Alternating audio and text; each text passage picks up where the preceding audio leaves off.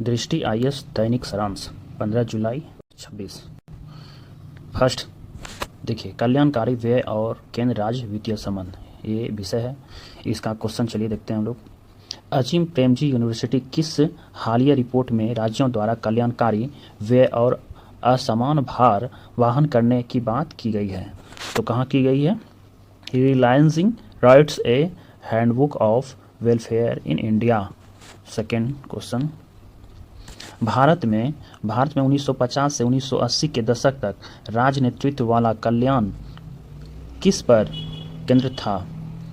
क्या हो जाएगा आंसर? सामुदायिक कार्यक्रम 1952, सामुदायिक कार्यक्रम 1952, एकीकृत बाल विकास सेवाएं ICDS 1975 और न्यूनतम आवश्यकता कार्यक्रम 1975। तीसरा क्वेश्चन, भारत में लक्षित सार्वजनिक वितरण प्रणाली को किस वर्ष लागू किया गया था? वर्ष 1997 में। वर्ष 1997 में। बहुत अच्छा क्वेश्चन है। भारत में लक्ष्य सार्वजनिक वितरण प्रणाली को किस वर्ष लागू किया गया था?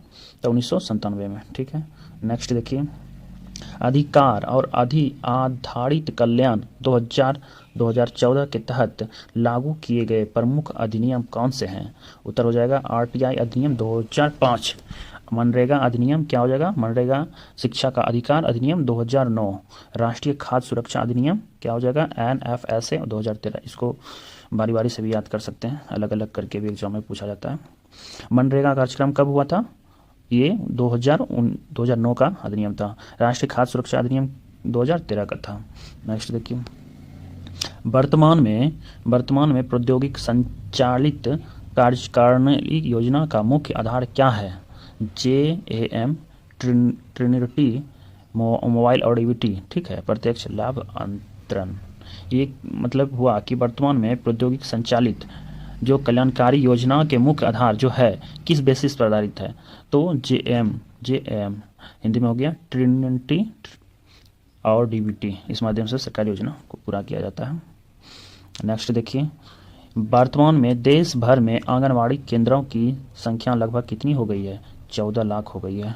14 लाख हो गई है। नेक्स्ट देखिए, भारत में सब्सिडी वाले खाद्यान्न और लाभ कितने लोगों तक पहुंचाया जा रहा है? क्या हो जाएगा? 81 करोड़ से अधिक लोगों तक पहुंचा भी दिया गया है। ठीक है, नेक्स्ट देखिए, भारत में सामाजिक सुरक्षा व्यय सकल घरेलू उत्पाद का कितना प्रतिशत है?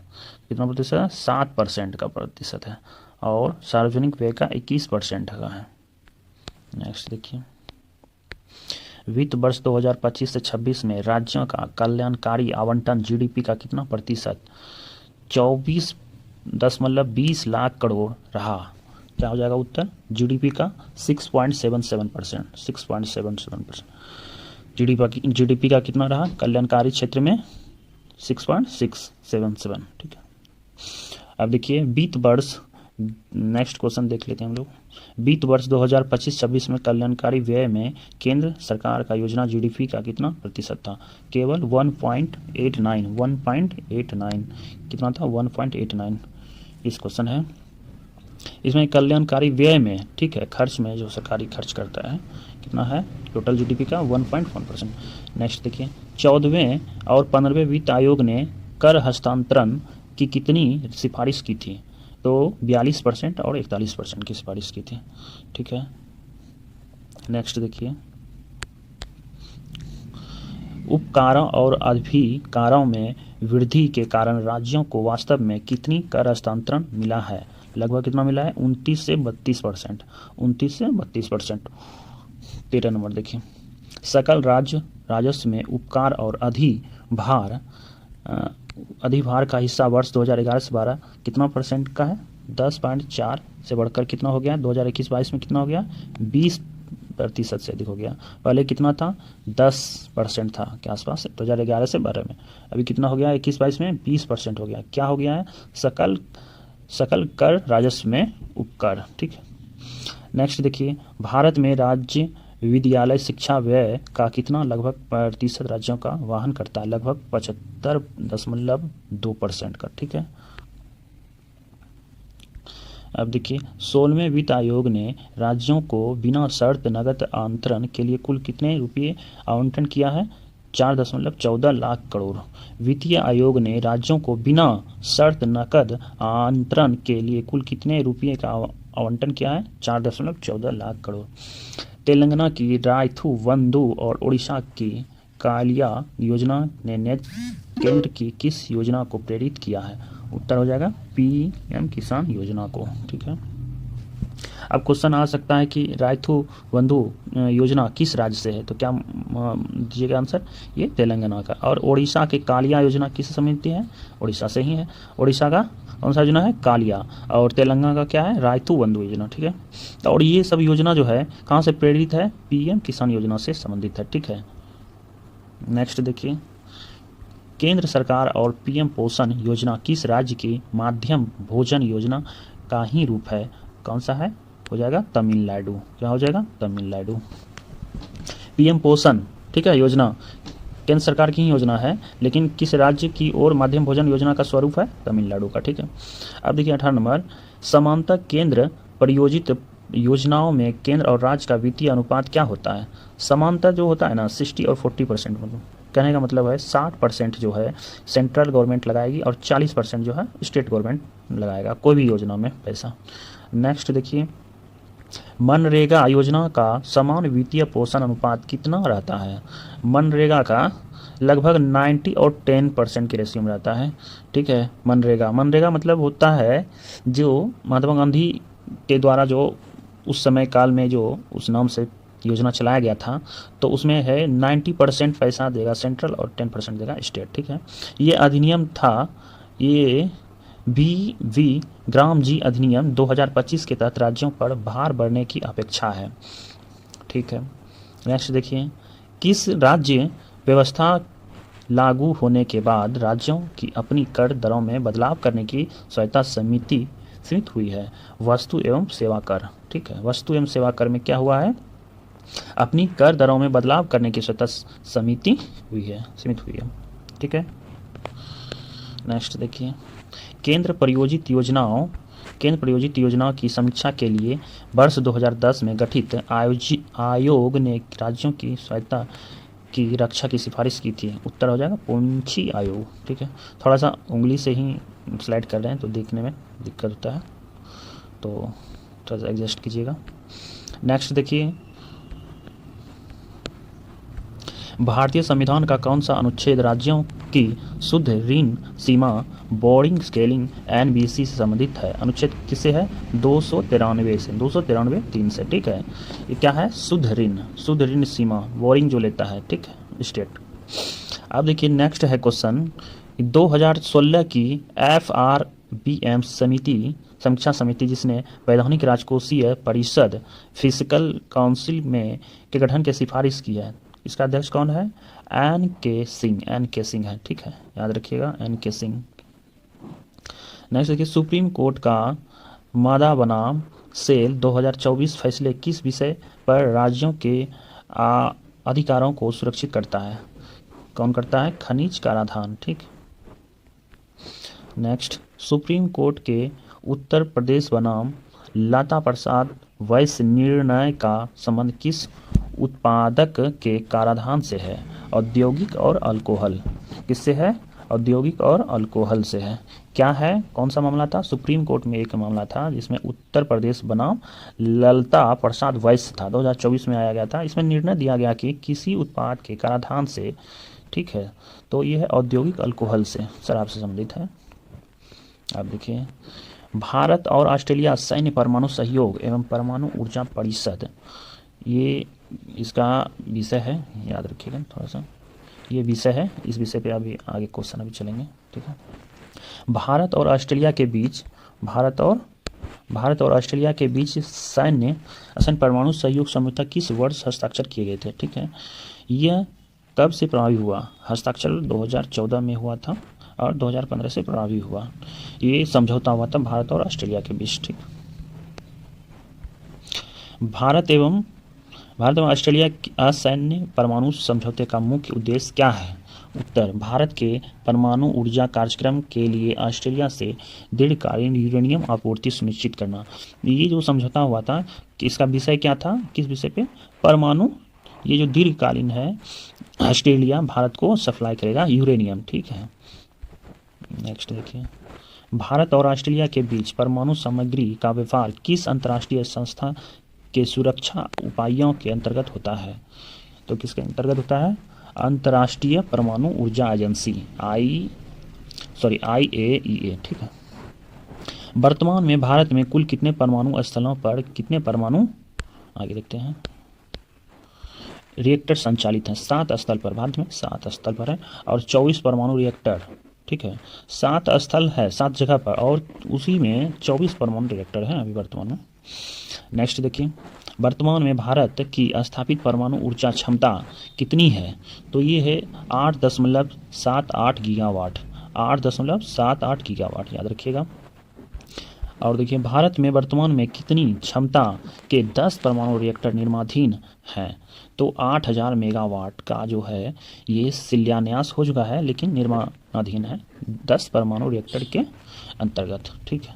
तो अभी टोटल है कितना? टोटल है 24, और जिसमें 7 जगह पे है और 24 परमाणु जो है उसमें से 10 परमाणु रिएक्टर जो है निर्माणाधीन है, ठीक है, मतलब बनने की राह पर है।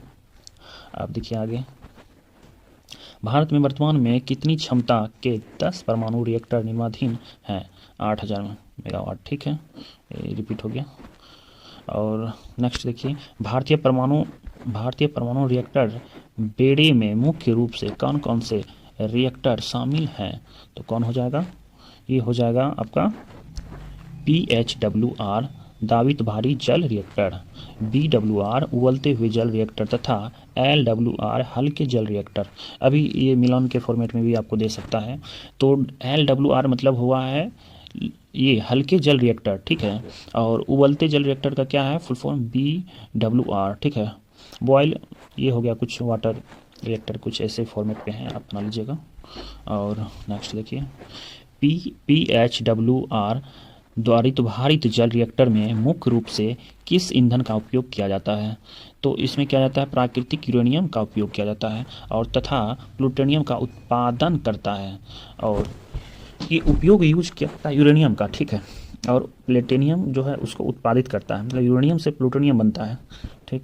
नेक्स्ट देखिए 34 नंबर, कलपक्कम स्थित 500 मेगावाट क्षमता वाले prototype fast breeding reactor PFBR ने अप्रैल 2026 में कौन सी उपलब्धि हासिल की है? प्रथम क्रिटिकलता प्राप्त की, ठीक है।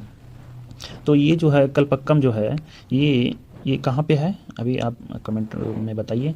और ये जो है इसका उपलब्धि क्या है? प्रथम क्रिटिकलता प्राप्त की है, ठीक है। इसमें फास्ट ब्रीडिंग या चैन रिएक्शन जो करवाता है उसको फास्ट कैसे किया जाता है, तो उसमें महारत हासिल किया है, कुछ तकनीक इसमें हिफाजत किया है, क्रिटिकलता, ठीक है। नेक्स्ट देखिए, कलपक्कम तमिलनाडु, अभी तो ये आ गया, कलपक्कम तमिलनाडु का PFBR भारतीय रिएक्टर के किस कार्यक्रम के दूसरे चरण के शुभारंभ का प्रतीक है? तो हो जाएगा भारत के 3 चरणीय परमाणु और ऊर्जा कार्यक्रम। तो ये परमाणु ऊर्जा जो कार्यक्रम है 3 चरण में है। कहाँ का है? कलपक्कम तमिलनाडु का, याद रखिए। भारत की थोरियम रणनीति के तहत किस परमाणु ईंधन का उत्पादन किया जाएगा? तो यूरेनियम 233 के तहत किया जाएगा, यूरेनियम 233 के तहत। कहाँ पे किया जाएगा? ये थोरियम से निर्मित होगा, थोरियम से निर्मित होगा, याद रखिएगा, थोरियम से निर्मित होगा। और इसमें क्या चीज़ का प्रयोग किया जाता है? यूरेनियम 233 का, याद रखिएगा, थोरियम से। और नेक्स्ट देखिए, भारत में थोरियम के विशाल भंडार मुख्य रूप से किन राज्यों के तटीय क्षेत्रों में पाए जाते हैं? तो थोरियम कहाँ कहाँ पाया जाता है? केरल में, तमिलनाडु में, आंध्र प्रदेश, उड़ीसा। सबसे ज़्यादा कहाँ? केरल, तमिलनाडु, आंध्र प्रदेश, उड़ीसा, तटीय क्षेत्रों में पाए जाते हैं, समुद्र के किनारे, ठीक। नेक्स्ट देखिए, केंद्रीय बजट 2025 से 26 में स्वदेशी लघु मॉड्यूल रिएक्टरों के विकास के लिए कितनी राशि का आवंटन किया जाएगा? 20,000 करोड़, 20,000 करोड़ दिया जाएगा। किसके? लघु मॉड्यूल रिएक्टर में, छोटे छोटे रिएक्टर जो होते हैं उसमें बनाने के लिए। नेक्स्ट देखिए, भारत ने वर्ष 2033 तक कम से कम कितने लघु मॉड्यूल रिएक्टर विकसित करने का लक्ष्य रखा है? कम से कम 5 स्मॉल वाला रिएक्टर है, स्मॉल मीडियम रिएक्टर, ठीक। नेक्स्ट देखिए, भारत ने किस वर्ष तक नेट जीरो कार्बन उत्सर्जित करने का लक्ष्य निर्धारित किया? 2070 तक। 2070 तक भारत ने एक टारगेट सेट किया हुआ है कि हमें नेट जीरो कार्बन उत्सर्जित करना है, ठीक है। इसीलिए ज़्यादा से ज़्यादा रिएक्टर बनाना स्टार्ट कर रहा है भारत, छोटे छोटे स्केल पर। नेक्स्ट देखिए, भारत ने अब तक कुल कितने देशों के साथ असैन्य परमाणु सहयोग समझौता सिविल न्यूक्लियर एग्रीमेंट किए हुए हैं? 18 देशों के साथ। कितने देशों के साथ? 18 देशों के साथ, ठीक है। तो नेक्स्ट देखिए, वैश्विक यूरेनियम संस्थानों का कितना हिस्सा अकेले ऑस्ट्रेलिया के पास मौजूद है?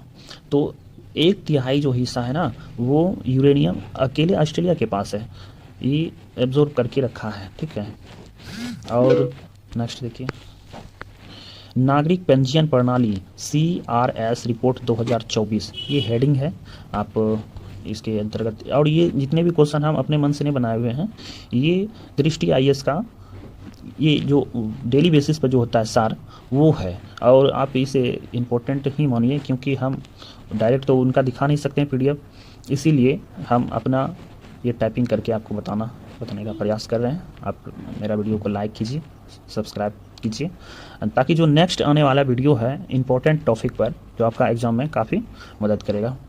नेक्स्ट देखिए, ये हेडिंग पहले देख लीजिए। हेडिंग है नागरिक पंजीयन प्रणाली, ठीक है। और ये इसके अंतर्गत आप क्वेश्चन देखते हैं। नागरिक पंजीयन प्रणाली CRS रिपोर्ट 2024 के अनुसार भारत में 2024 में अनुमानित जन्म और मृत्यु में कितना प्रतिशत पंजीयन किया गया है? तो ये किया गया है 99%, ठीक है। ये 99% जो बच्चा जो है तो उसका पंजीयन हुआ है, याद रखिए। अब नेक्स्ट देखिए, CRS रिपोर्ट भारत सरकार ने किस मंत्रालय के अंतर्गत जारी की जाती है? तो ये जारी किया जाता है गृह मंत्रालय के अंतर्गत, भारत के महा रजिस्टर्ड एवं जनगणना आयुक्त कार्यक्रम के द्वारा, ठीक है। आप लोग जानते भी होंगे, गृह मंत्रालय के अंतर्गत नहीं आता है ये सब। नेक्स्ट देखिए, भारत में जन्म और मृत्यु रजिस्ट्रीकरण अधिनियम 1969, ये देखिए इंपॉर्टेंट आ गया 1969, आप याद रखिएगा किस अधिनियम के तहत? 1969 अधिनियम के तहत, ठीक है। क्या है? भारत में जन्म और मृत्यु रजिस्ट्रीकरण अधिनियम 1969 के अधिनियम के तहत। अब देखिए, किस वर्ष से कार्यशील है? वर्ष 1970। अभी 1969 में अधिनियम बना और 1970 में काम करना स्टार्ट हुआ, ठीक है, याद रखिएगा। तो अधिनियम कब बना था? 1969 ईस्वी में अधिनियम बना था, जन्म और मृत्यु वाला। और इसे लागू कब हुआ था?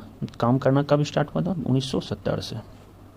वर्ष 2024 के आंकड़े के अनुसार भारत में जन्म पंजीकरण और मृत्यु पंजीकरण की दर कितनी रही है? तो जन्म पंजीकरण की दर क्या हुआ है? 99.1% और मृत्यु पंजीकरण का हुआ है 99.4%, याद रखिएगा। भारत के कितने राज्यों केंद्र शासित प्रदेश ने 100% जन्म पंजीकरण का लक्ष्य प्राप्त कर लिया है? 18 राज्यों प्रदेशों ने, 18 राज्य जो है उसमें 100% बच्चा का पंजीकृत होता है। नेक्स्ट, पंजीकृत शिशु मृत्यु के मामले में नगरीय क्षेत्रों का हिस्सेदारी कितनी प्रतिशत रही है? 84.2%, जो ग्रामीण क्षेत्रों में अपूर्ण पंजीकरण का संकेत है। भारत में मृत्यु पंजीकरण की पूर्णता का आकलन मुख्य रूप से किस प्रणाली के आधार पर किया जाता है?